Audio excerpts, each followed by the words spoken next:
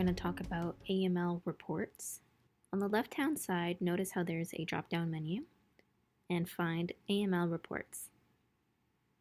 So at this point, tellers will be using this feature to report any suspicious activity or suspicious transactions and so on. So let's add the customer that we would like to report. Click on New. And under Customer ID, find the customer, if you know who that is, for the reporting. And then click on Pick Customer, and the system will fill in that information. Now, this isn't only for customers in your system. Say if you had recently been talking to a customer and right away you suspected something suspicious of that customer and you grabbed their name, you may also report that specific customer on this form. In that case, there would be no customer ID, but you did capture their name, so you can still manually type that in. And if that customer had even done a transaction, you can link this report to that transaction. And then you can say when this was discovered. So if we type in T, it will put in the date for today, and then who the person that discovered it was. For the discovery notes, this is essentially where you describe what that suspicious activity was. For example, we can say,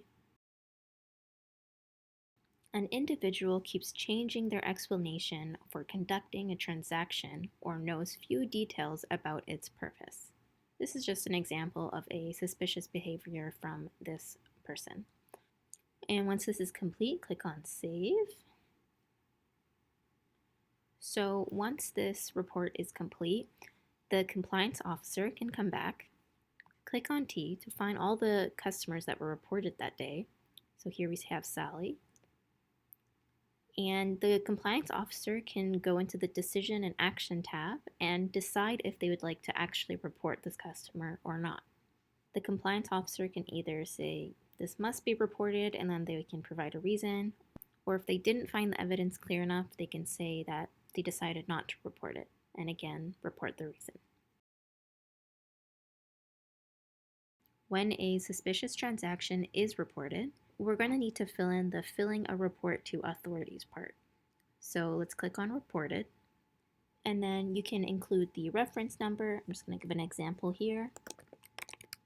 When it was reported, again, T is for today, and who reported it, and the report type, which is STR, which is Suspicious Transaction Report.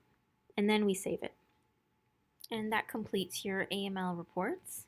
And this is typically what this module is used for. It's for government reporting. And see you in the next video.